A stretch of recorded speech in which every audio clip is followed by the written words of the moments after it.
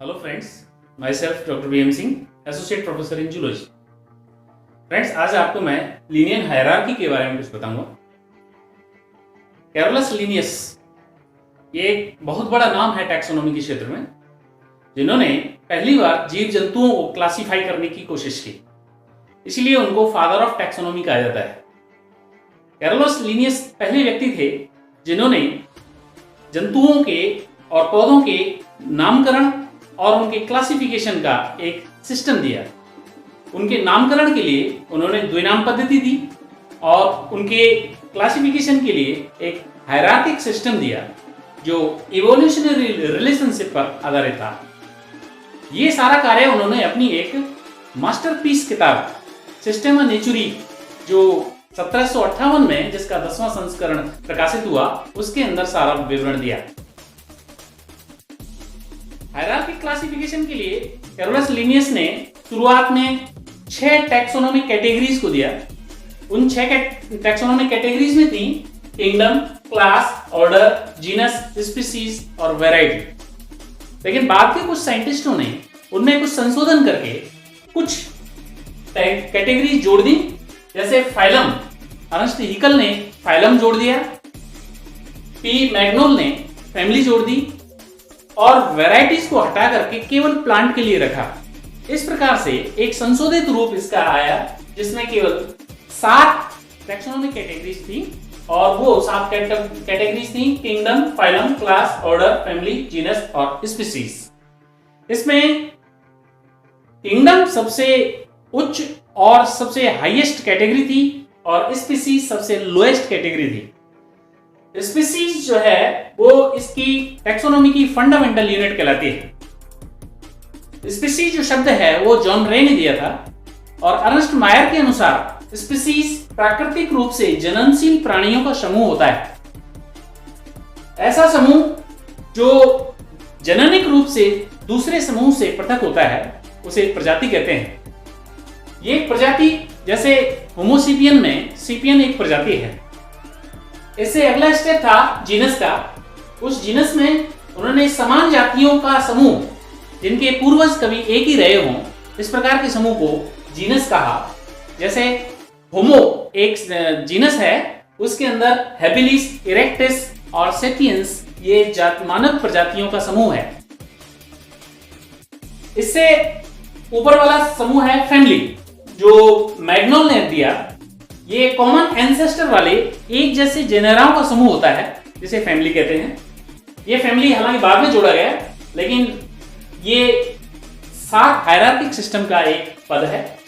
जैसे कि Hominidae family है, इसके अंदर चिंपैंजी, गोरिल्ला, मनुष्य, इन तीनों को मिला करके और होमिनिडी फैमिली में रखा गया है। फैमिली से ऊपर आता है ऑर्डर। ऑर्डर एक ऐसा टैक्सोनॉमिक ग्रुप है जिसमें कॉमन कैरेक्टर्स वाली फैमिलियां आती हैं, यानी कॉमन कैरेक्टर्स वाली फैमिलियों के समूह को ऑर्डर कहते हैं। जैसे ओलियोप्टेरा ऑर्डर के अंदर इंसेक्ट की 130 फैमिलीज आती हैं। उससे ऊपर आता है क्लास। क्लास एक ऐसी टैक्सोनॉमिक कैटेगरी है जिसमें समान लक्षणों वाले ऑर्डर का समूह होता है। जैसे कि एपोडा, एन्यूरा और यूरोडेला, इन ऑर्डरों को मिलाकर के एम्फीबिया क्लास बनती है। इसी प्रकार से फाइलम, जो बाद में जोड़ा गया, एक समान क्लासेस का समूह होता है। ऐसी क्लासेस जिनका एंसेस्टर एक हो, जो एक जैसी सिमिलरिटी रखती हो, ऐसी क्लासेस के समूह को फाइलम कहा। फाइलम जैसे कि हाइड्रोजोआ, साइफोजोआ, एंथोजोआ से मिलकर के सिलेंट्रेट फाइलम बनता है। और सबसे ऊपर आता है किंगडम। किंगडम एक जैसे जीवों का एक बड़ा समूह होता है। इस धरती पर पाए जाने वाले सभी जीवों का एक बड़ा समूह, जैसे सभी एनिमल्स के एक बड़े किंगडम को एनिमेलिया के द्वारा रिप्रेजेंट किया जाता है। धरती पर पाए जाने वाली सभी पादप प्रजातियों के एक समूह को प्लांटी किंगडम के द्वारा निरूपित किया जाता है। लीनियर हायरार्की को समझाने के लिए एक एग्जांपल लेते हैं। जैसे ये 4 एनिमल हैं, कैट, वॉल्फ, मैन और फ्लाई। इन चारों को यदि क्लासिफिकेशन किया जाए तो इनका सबका किंगडम एक ही है, animalia. Wolf, animalia, animalia, animalia. इनका फाइलम कॉर्डेटा, कैट का फाइलम कॉर्डेटा, वॉल्फ का कॉर्डेटा, मैन का कॉर्डेटा, लेकिन फ्लाई का आर्थ्रोपोडा, फ्लाई यहां से अलग होगी। तो इसके बाद यदि क्लास देखें इनका, तो कैट का क्लास मैमेलिया, वॉल्फ का क्लास मैमेलिया, मैन का क्लास भी मैमेलिया, लेकिन फ्लाई का क्लास इंसेक्ट है। ऑर्डर, कैट का ऑर्डर कार्निवोरा, वॉल्फ का भी कार्निवोरा, मैन का प्राइमेटा, फ्लाई का डिप्टेरा।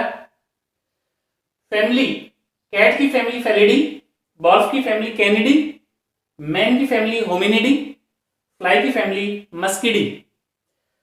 जीनस, कैट का जीनस फेलिस, वॉल्फ का जीनस कैनिस, मैन का जीनस होमो, फ्लाई का जीनस मस्का।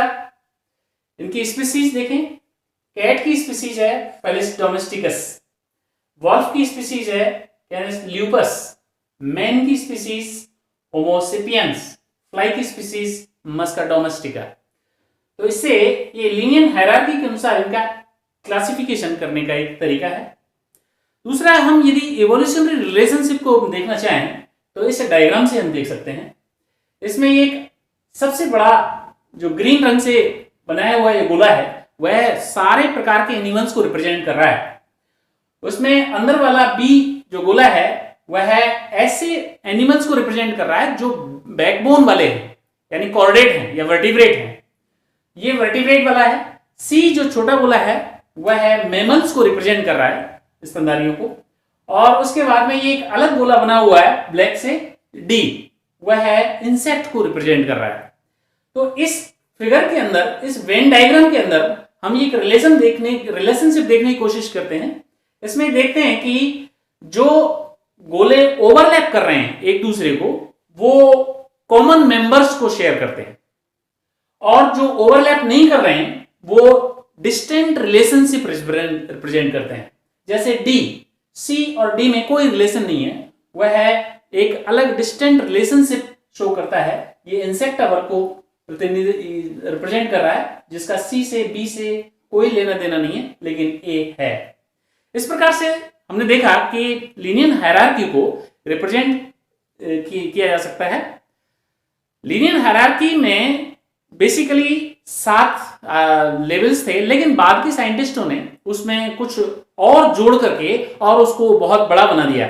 लगभग 20-22 कैटेगरीज उसमें हो गई। उसमें बाद के साइंटिस्टों ने जैसे किंगडम के अंदर सब किंगडम और जोड़ दिया।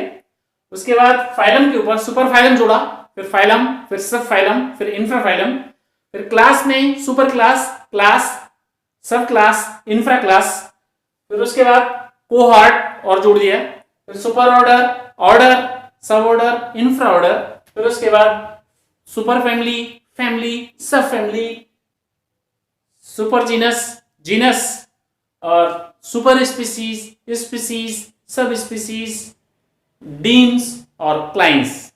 इस प्रकार से ये वर्तमान में ये बहुत बड़ा हायरार्किक सिस्टम हो गया।